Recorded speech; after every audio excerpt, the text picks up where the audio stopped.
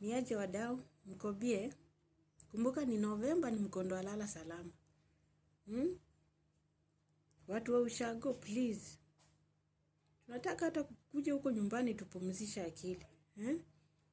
Sasa najua mkikutana huko kwa wasee, mko tu wa Nairobi wanakuja. Tumengoja wa Nairobi.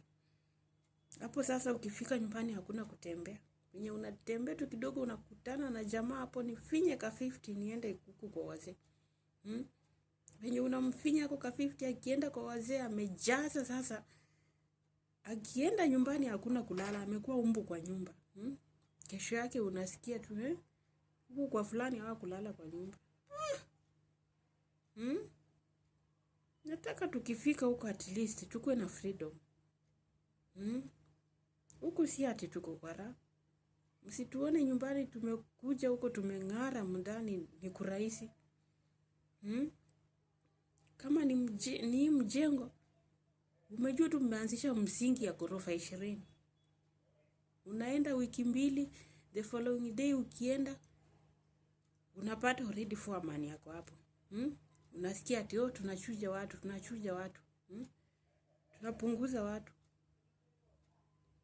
Kidogo unasikia ati wewe umewekwa nje.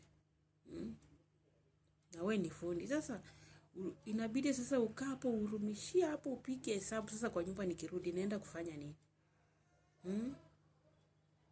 Unakaa hapo unatulia, inabidi sasa urudi kwa nyumba. Kama ni hizi kazi zingine unaamka asubuhi, kama ni hii ya nyumba unaamka asubuhi unafanya kazi yako.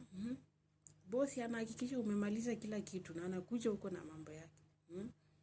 Kuja hapo na maneno, sijui hapa hujafanya, sijui nini hapo unakasirika.